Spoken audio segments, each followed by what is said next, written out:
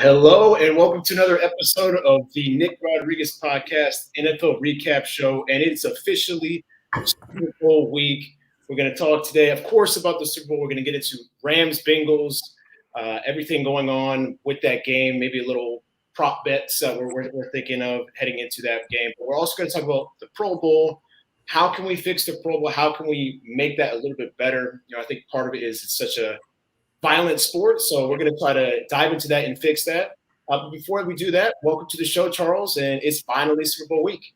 Nick, yeah, I appreciate it, man. Yeah, one of the last weeks that we're going to be actually discussing this. Next week will probably be the last time we'll talk about the results on this, and we'll see what we'll do from there. But happy to have this conversation, man. Absolutely, so excited. Super Bowl week. This is probably my favorite week of the year as far as doing a show like this because it's all we don't know what could happen. We could dress it up either way, and we're just a few days away. And then, of course, the next show is going to be recapping everything, recapping the season, everything. But we're going to do some award picks as well, getting the Coach of the Year, a little talk there. But the first thing I wanted to talk to you today about starts with the Pro Bowl a little bit. I had a tweet where I was just making an observation that Mac Jones was in the Pro Bowl and Josh Allen wasn't. And the Twitter trolls really had a few words to say. I'm going to pull it up here. Some really funny responses here about Mac Jones. I guess Mac Jones has a lot of followers that I didn't realize that he had. But just making an observation that I thought it was wild that Josh Allen wasn't in the Pro Bowl and Mac Jones was. And my computer's being a little slow, but either way, people were saying, well, if you knew anything, Josh Allen denied his invitation. Would you rather Mac Jones not be there? just wild stuff for people who really care about Mac Jones in the Pro Bowl. Yeah, I mean that's going to happen every single day. Every strong fan base has people looking out for their own right there. So now you know better. Right. Now I have the right answer and know what to do now. So let's dive into the Pro Bowl. How can we fix it? Is it fixable? Should we even play a game? Charles, what are you thinking here? Yeah, so I think that my answer here is different for like any other sport because it is so physical. I think that one of the best all-star games is baseball. I think NBA weekend is fantastic. And I think that's largely because it's not like a ton of stress on people's bodies. But when this game is scheduled, it's following the season, nearly a month after anybody strapped on pads. And some of these players are going to be free agents. So if you're talking about like the current generation and like the money that could be on the table, I mean, if you imagine you having a career-ending injury or something gets you out for next year because you're playing a meaningless game. So I think for me, still have obviously, Pro Bowlers, vote them there. But I think that one way that you go about it is switching it to like a 7-on-7 for the skills guy, do some flag football. I think that would be actually a lot of fun. And then for the linemen, do a bunch of competition. So I thought of a few, just like thinking about this, could do like tug of war. They could do like lifting competition of like different compound lifts. Like I'd love to see Aaron Donald go up against another line, like an O lineman for a bench off, something like that. They do some sled races and tire flips. But that's something I thought of like could be alternative. Make it like fun. Like I thought they did some pretty cool things the night before. Saw Micah Parsons beat Tyreek Hill in a race, like things like that. You can honor them without putting their bodies on the line. I agree completely. I think you should lean more into the game side of it. It's tough with the Pro Bowl, like you're saying. It's such a violent sport, and you have anybody who played college football. No, you can't half-ass football. You're going to get really hurt or really injured. So that's why you kind of see the. I don't want to call it laziness, but slow speed when they're playing during the Pro Bowl. But I think lean into some of those activities. Like I love the dodgeball one. I think that's great. I don't know if you saw the end of that one, but Justin Jefferson had like a cool catch where he won the game for the NFC. I think that's super cool. One that I'd like to see come back would be the long distance throwing competition. My favorite. Herbs, Mahomes, Rodgers. I think that would be great. I don't know if they would ever do away with not having the game, but I even think like, what if you had them play Madden or something? Like you get Mahomes from the AFC and then Rodgers from the NFC, just playing a game of Madden? Like, would they choose their own teams? I don't know. So those are That just would some things that be I thought about. that would truly be crazy. Like Right? now that would be like all these things that we're talking about now are gigantic switches. Like that would be, I think people would have an uproar about that. But who knows? Now, who knows, man? Anything. I mean, everyone just has to be on the same page. Has to be a standard. Like people are playing at different speeds. Some people are going harder than others. You don't want Right. that. That's how injuries happen. Want to Yeah. keep people safe. Maybe change the. I don't know. If, like, there's a different time they could have this. Would it be earlier in the season? Like every other, Yeah. sport does a mid-season Pro Bowl. I don't know. Like I Right. saw a crazy stat too that Tom Brady has been elected to the Pro Bowl 15 times, Right. and he's only played in 2 or 3 of them because of the amount of times he's been in the Super Bowl. Like that's crazy. That's insane. Yeah, you never really remember Brady being in a Pro Bowl game or anything like that. But I love the Pro Bowl because of all the interviews. Like, Yeah. if I had to work an event, I mean, this might sound crazy, but I almost would rather work the Pro Bowl than the Super Bowl sometimes, just because everyone's very chill. You get, I feel like, maybe better interviews than maybe you win the Super Bowl. Maybe I'm wrong in that, but I think there's a lot there. But how we tweak it, I don't know. But gut feeling, do you think in the next, we'll call it 5 years, they make drastic changes to the Pro Bowl game itself, or are they fine with it? I don't think there's going to be drastic changes. I think Yeah. that, I mean, like you see a lot of people's different ideas out there. I mean, we have 2 crazy ideas. I saw like this comes up every year that people think that the 2 worst teams in the league should play for the number 1 overall pick. I've seen that. That's interesting. Even though for the fans' enjoyment, like obviously that would be hilarious and incredible. Yeah. But you have to think about these players are on these teams. Are they going to try to play better for a college prospect? They for their might not be team? on that team next year. No, absolutely Why not. would they care? No, why would they care at all? I think it's like insulting to them in that aspect. Like even though it would be like fun for us, no, I don't think there's going to be drastic changes, but I think there'll definitely be adjustments like coming next year, next couple of years, of course. I don't see any major changes though. If you had to add one event, skills wise, to next year, or tweak one that we currently have, what would you add? Dude, I would love to see some professional athletes that want to, like some of these guys do like liftoffs with different like awesome. competitions. Like what if a punter beats Yeah. like DK Metcalf? I think that'd be insane. Oh like my to have someone God. like that. That would be cool. Because I think they used to do that. I think the linemen like did powerlifting.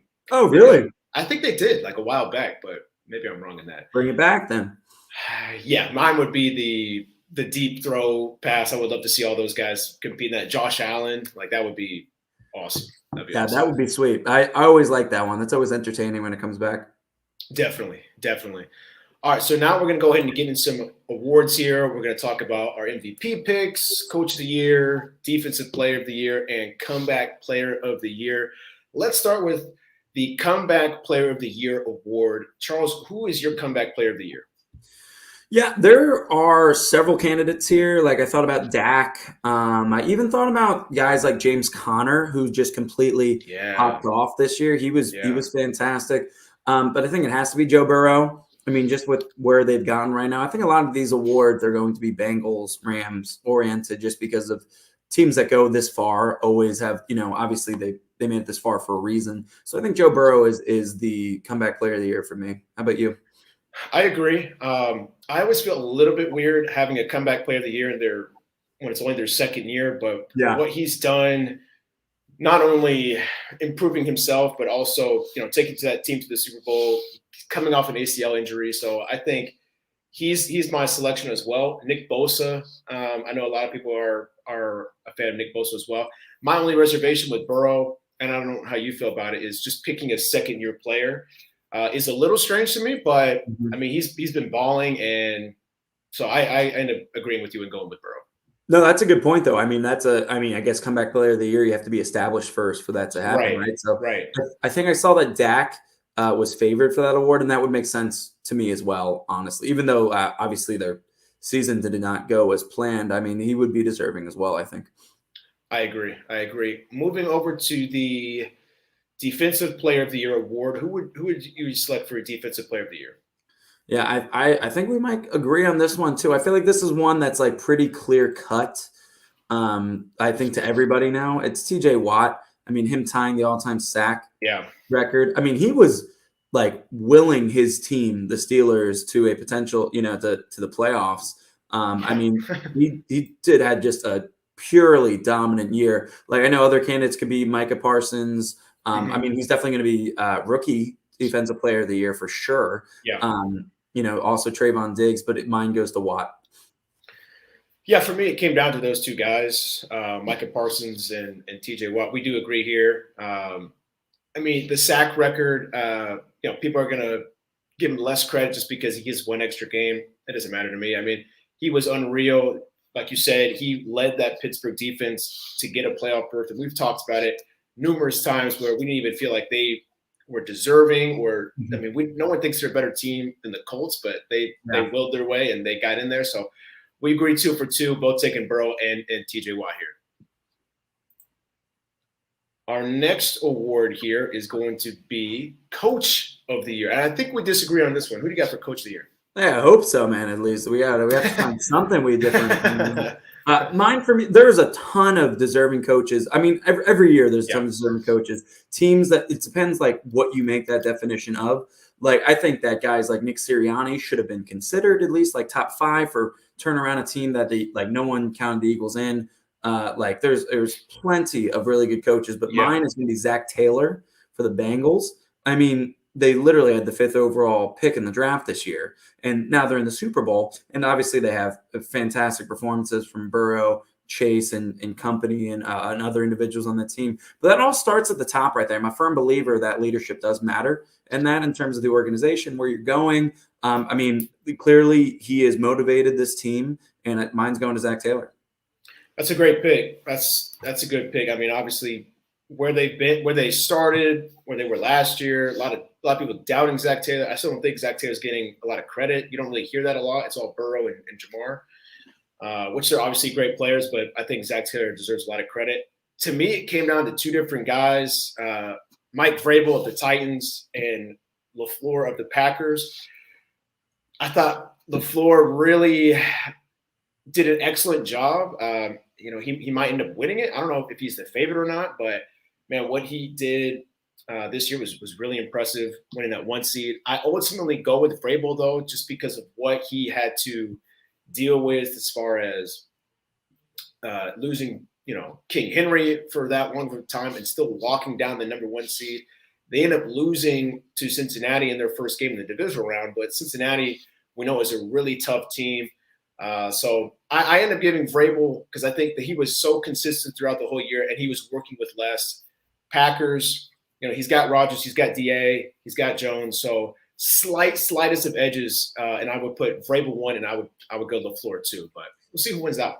You know what, man? I always wonder, like, one thing I always wonder about this, I always think it's really peculiar when they decide to put these awards, because they use these as regular season awards. They say by definition, why hold off until after the playoffs and the Super Bowl? Because these are all picks, like I think with like the Vrabel and LaFleur pick, both of them at the end of the regular season, you could make the argument for either, both number 1 seeds. Yeah. But both lost in their first playoff game. Both number 1 seeds got people. That's going to affect some voters for sure. I think it has to be taken in consideration. It's like, what does it matter if you're going to lose in that first round? I mean, fantastic coaching jobs by both, but that's why I think that develops the controversy, because we're going to be talking about MVP here in a second. I think there's a clear-cut MVP, but following the playoffs, you could make the argument for other individuals.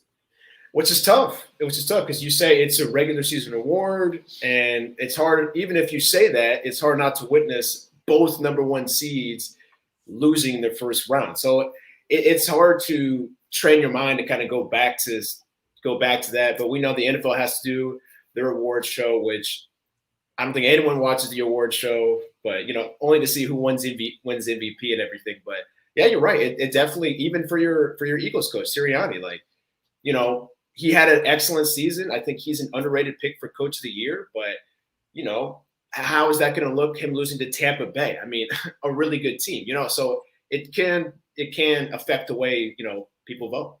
Yeah, no, any team that loses like in the first round like that, like I don't think they really have a shot like that, to be completely honest. Well, moving over to our MVP pick, Who did you end up going with for the most valuable player? An award we talked a lot about throughout the season.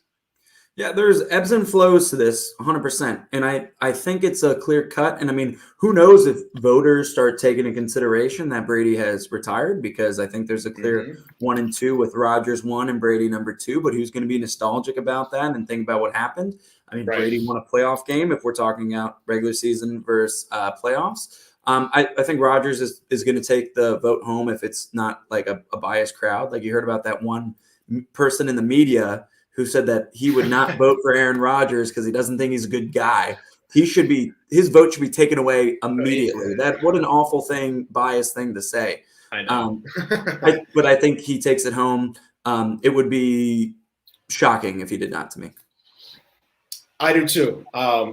It's just interesting the way what we just said about, Coach of the Year and everything. How does that affect A-Rod? Obviously, him being on one of those teams that lost early, and some people coming away a little disappointed. I don't think we thought he played poorly, but it's not like he didn't do enough to win that game against the 49ers. Does that play into it? I think what it does, it could make it a little bit more interesting as far as the race. I think Brady could get some more votes, more of a nostalgic vote.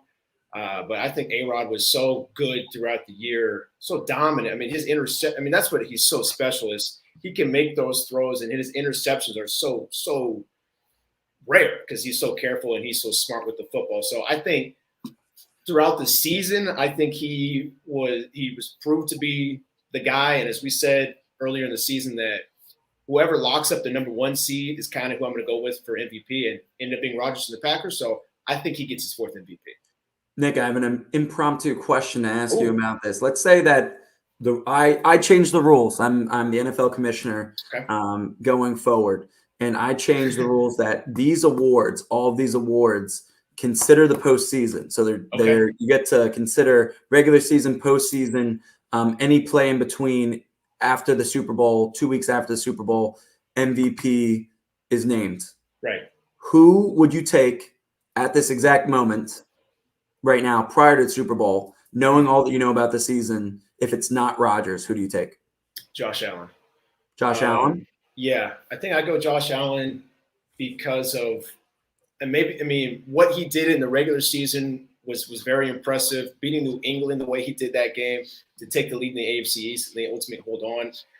I think them, and then that performance, the two performances that he had in the playoffs where he cooked New England and then he cooked the Chiefs. He was on pace to break the passing season or the passing touchdowns in a playoff span, which is 11. He threw 9, and he didn't even get to play the last 2 games. So I think Josh Allen was such a stud throughout the season. He has to do a lot of everything for Buffalo anyways, and I think he just continued his reign in the playoffs. He just happened to meet one of the other great quarterbacks in Mahomes. So give me Josh Allen. Man, you know what? I'm actually kind of surprised you said Josh Allen in this, sir, because I think for me, it was pretty clear for me who I would take. It would be Cooper Kupp. This would be the year of the non-quarterback for me, because Joe Burrow was obviously, we love Joe Burrow. We talk about him all the time. Mm-hmm. I don't think that he has the numbers to back up MVP with regular season and postseason. Like, if I'm taking right now, I'm looking at Cooper Kupp, who back-to-back week of the playoffs had over 140 yards receiving and at least 1 touchdown. Let me read you the last 2 games. Like, when he played the Bucs, 9 catches, 183 yards, and a 70-yard touchdown. Against the 49ers, 11 catches, 142 yards, 2 touchdowns. Like, these are critical games that he is absolutely balling out after a historic NFL season. Like, I would make this a non-quarterback award this year if I could have, in all things considered, give it to Cooper Kupp. Oh, man, that would be awesome to see him win it. I mean, that would be – It would be that cool. would be so cool. It would even be really as cool. A Packers and Rodgers guy and yourself, like, you'd have to, like, appreciate that. Oh, yeah. It would be sweet to see, like, a non-quarterback win it. And he's a cool player, it seems like. You know, he doesn't have any issues off the field. I think his story is pretty cool. Like, I saw a video of him when he was in high school where the reporter was saying, like, well, how do you feel about this being your last game? And he was like, it's not going to be my last game, man. So, I don't know. Cooper Kupp winning would be very cool. And I think more people would be excited for that. the Rams are having a great season. They're in the Super Bowl, and Rodgers, this would be his fourth. So I think people will be all over Cup winning the Super Bowl. Or Cup winning the MVP. All right. I think we've got all of our awards. Is there any other one that you wanted to throw in there that just off the whim that you wanted to throw in off the cuff? You know what? I'm pretty sure those are all the big ones, and I think that the other two are going to be like consensus with like offensive rookie of the year, defensive rookie of the year type thing. So I'm happy to move on to Super Bowl picks here, and then battle out who we think is going to win and give a little MVP for the Super Bowl too. Let's do it. Let's get into the Super Bowl. Of course, we're going to have the Cincinnati Bengals versus the LA Rams. We know that the Super Bowl is going to be in LA at SoFi Stadium. So who do you have winning the Super Bowl, and who is your MVP? All right, man. You're going to have to buckle up. You're going to have to stay with me for this one. We have been talking about the Bengals the entire year, and you know I love a good underdog story. Here we go. Philadelphia, baby. So I am taking the Bengals to win in LA Stadium, and they're going to win 30-23. And obviously, Joe Burrow is going to have a fantastic performance to win. He's going to have to be very good. Jamar Chase is going to have 15 targets, and T. Higgins and Tyler Boyd are going to have to catch up the load, and defense is going to have to play really well against Matt Stafford. But I am going to give you a dark horse MVP thrown out there. I don't know who else would say this. I think Evan McPherson, the kicker of the Bengals, is going to have several clutch kicks, like to just ice in his veins. And I'm going to take Evan McPherson with the Super Bowl MVP. So I would challenge anyone else to take that one too. Plus 10,000 odds right now on him winning Super Bowl MVP. So throw $5 on it, see what happens. If you win that, you got to get like a McPherson tattoo, like a neck tat or something on the calf. Maybe I'll get like a shirt jersey. I'll get a jersey for him. I cannot commit. I didn't get one of these Eagles tattoos on me. I'm not getting one for Evan McPherson, but I like that challenge. What a call, though. I mean, to pick the Bengals, I know some people are on the Bengals bandwagon, but it feels like more people are picking the Rams. And then McPherson going with the kicker for a Super Bowl MVP. Can you imagine that? Like what the headlines would be? Like, wow, that would be – you're calling your shot. You're calling your shot. They're calling my shot right here, babe. Babe Ruth. All right, so I'm not going with the Bengals. I am going to go with the LA Rams. So it's cool. We agreed – a lot on, the awards. We agree on the MVP pick, but we're disagreeing here.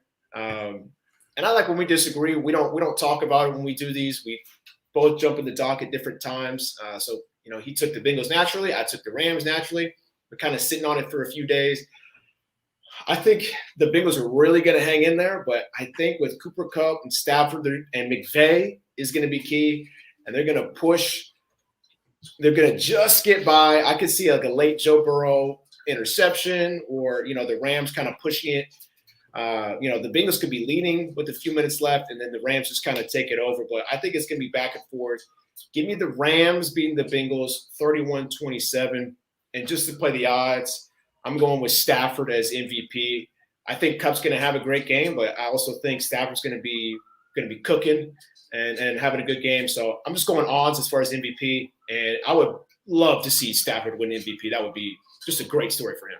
Oh, yeah. Like, my pick of the Bengals would have to defy logic. Like, on paper, like, the Rams are clearly the better team, and they're playing in their home stadium for the Super Bowl. Like, I'm picking this pick, like, just for the underdog story and thinking that Joe Shiesty here, Joe Burrow, is going to keep it rolling, and Evan McPherson's going to have an ice in his calves, I guess, instead of ice in his veins. Ice in his calves. The veins in his calves.